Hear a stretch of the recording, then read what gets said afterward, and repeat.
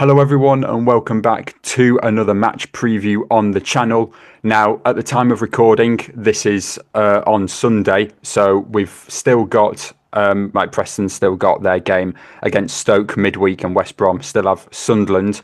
But yeah, this is being recorded after Preston's match against Derby and West Brom's match against Norwich. So today I am joined by opposition fan Andy. Thank you very much for coming on. Hi there, Oliver. Hi, good to be here. And we're going to be previewing our game against West Bromwich Albion at Deepdale, which is going to be on the Saturday. So I'm going to start off by just asking, how has your season been so far? What have been like your positive points that you would take? Okay, well we've been difficult to beat again. We've been set up well defensively, but as you've probably seen, we've drawn 7 of our last 8 matches. So Mm. if you draw all your matches in the Championship, you'll end up nearer the bottom than the top. So it's been good to see. It's been difficult to beat. Well drilled as ever, but just a bit frustrating that we're drawing too many matches.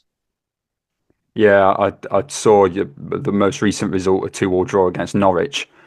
We're going through a bit of a tricky patch as well, where we're stronger at home than we are away, but we've picked up quite a few draws at home now this season, with our last game being a 1-1 draw against Derby, and the one before that a 0-0 against Sunderland, which I suppose was quite a positive result to keep a clean sheet against top of the table.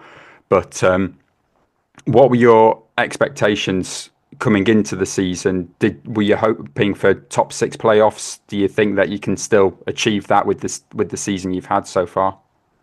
Yeah, that was the hope. I mean, last season we were looking down the barrel of a gun with our Chinese owners, and we were very fortunate to get that sorted out and get an American owner who's got his head screwed on.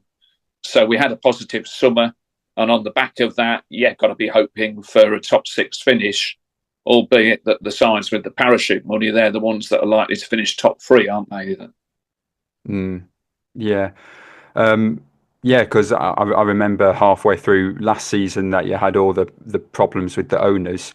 I'm not too familiar with your transfer business. Did you manage to actually do some business in the summer before the season started? Yeah, we got some business done. We were finally able to get players other than on a free transfer. So that was good. And the managers now had a few transfer windows. So the bizarre thing is that we have got quite a lot of depth to our attacking players, so we can bring a whole bench on in terms of replacing the starting 11 up front. And yet we don't score many goals. So that's the slightly frustrating thing. And currently we've got our first choice centre backs are both out injured, which I think has probably meant that we've done even more defensive drilling on the training pitch. But yeah, the summer was okay, and we went into the season, I felt, with as strong a squad as we've had in recent times. Speaking about players, is there any players that have impressed you so far this season? Who are some standout players that we should look out for in this game? Okay, so I think there are 2 players you need to look out for. So we've got Tom Fellows, who plays wide right, Hmm. and they just can't stop him. He's a throwback. He's almost like a player of sort of Stanley Matthews vintage. He'll start from a standing start, and he gets the crossover most times. And I imagine your team will be double marking him.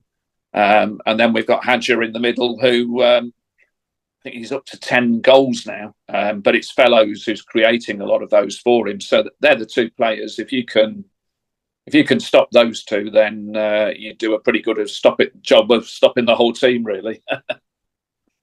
Well, yeah, speaking about like defenders and injuries, we've had just recently in the past couple of weeks, actually before the international break, a few of our defenders went out injured. We have Robbie Brady, who's the left wing back, and Liam Lindsay, the centre back as well, who they haven't returned to the squad yet, although I do believe that they are back in training, so they may or may not be available for this fixture. Obviously, we've still got Stoke to go before the weekend. But certainly a couple of players that have come back from injury for us is Will Keane, who I'm not sure if you saw, there might have been just from some dodgy sources, but you were actually linked with him during the summer after you lost Thomas Asante. Not sure if you're aware of that. Yeah, no, I hadn't picked up on that. Yeah. Will, after he scored like 12 goals last season for us, so it's a big boost for our attack now that he is back. Going into the for the score prediction now, how do you think that this one could end? Oh gosh, I've got to predict 0-0, haven't I? I mean, it's it's the only obvious score. I met a Derby fan this morning actually who'd been to the game yesterday, and I don't know whether this is true. He described it as one of the worst games of football he'd ever seen. So I'd like to say we'll brighten things up for you when we come up, but I don't think we will. I think it'll be a defensive rearguard action, and I think we'll just look to nick one on the break. And yeah, in some ways, our defensive setup, it does suit us playing away from home, I'd say, rather than at home. Yeah, I was going to say that our performance just on the weekend it was very flat. I was expecting that a little bit after our past couple of games where we've now conceded 3 or more goals on 5 separate occasions this season, and they've all come fairly recently as well, because we conceded 3 against Portsmouth, 3 against Plymouth, 3 against Bristol City. They were, I think, just in the last 5 games we've conceded 3 or more, just 3 times there. So it was an improvement to start getting like a point for a start, and then also limiting them to only the 1 goal. So I am going to go for a draw as well in this one, although I do think both sides will manage to get a goal. So I'm going to go for a 1-1 draw. Okay, I think that's fair enough. And again, if I look back at October when we had the first choice centre backs in, we only conceded twice in 5 matches. But in November, we've conceded 4 in 4. So we are letting in a goal a game with our second choice centre backs there. So yeah, if you see the Preston manager, just tell him to watch out for Fellows and Madger, and provided he's got them covered, yeah. What I will ask before we end is have you noticed the general style of play to West Brom this season, or is it fairly unpredictable? Do you normally have lots of the ball or counter attack? It can go both ways. We probably do tend to have over 50% of the ball in most of the games that we play. We probably have fashioned marginally more chances than the opposition in the games that we've played. And as I say, the main threat is down that right-hand side with Fellows and with Madger then in the centre. But we also signed in the summer, we did sign Mikey Johnson from Celtic, and he cuts in from the left-hand side, or sometimes they let him loose at number 10. And we've also got Grant, who was over at Cardiff. Couldn't get rid of him in the summer. And after we didn't sign your guy, perhaps that's why we kept him on. I don't know. He's a rejuvenated player. So we'll see. Hopefully it'll be a goal fest. It was a very open game yesterday with Norwich.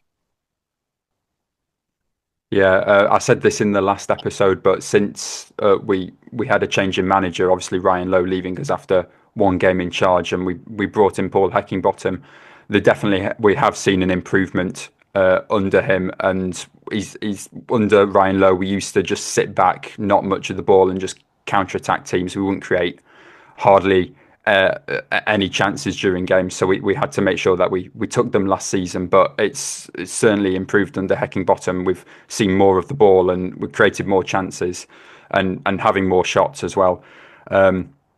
So it's, although it has been a bit of a tricky start with all the unpredictable results, really, I'll say, like for his first couple of months in charge with us. I do think after he's had a couple of transfer windows, he will slowly turn his well, I wouldn't really say into a top six side, but maybe he could get us back into mid-table in 10th, where we usually do finish, and then maybe build on that for the next season. But thank you very much for coming onto the channel. It's a pleasure, as ever. And thank you all for watching at home as well. I will see you all in my next video.